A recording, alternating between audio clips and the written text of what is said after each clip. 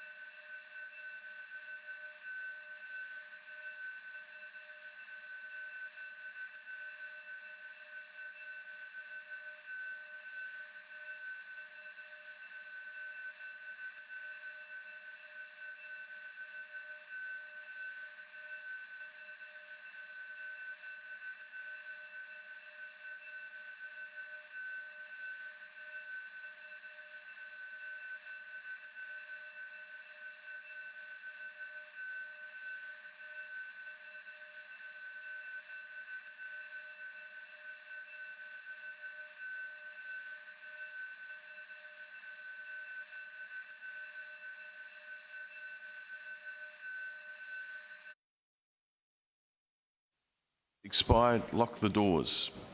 The question is that notice of motion number 7 be agreed to. The ayes will pass to the right of the chair, the noes will pass to the left of the chair. I appoint the member for Moriouta, the teller for the ayes, and the member for Elizabeth, the teller for the noes.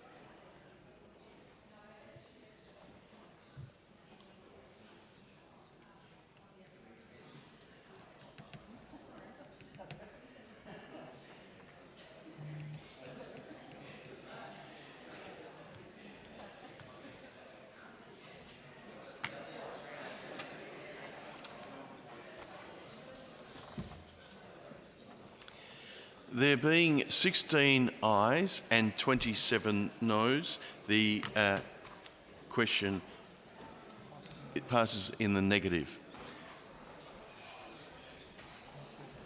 Mr. Clark.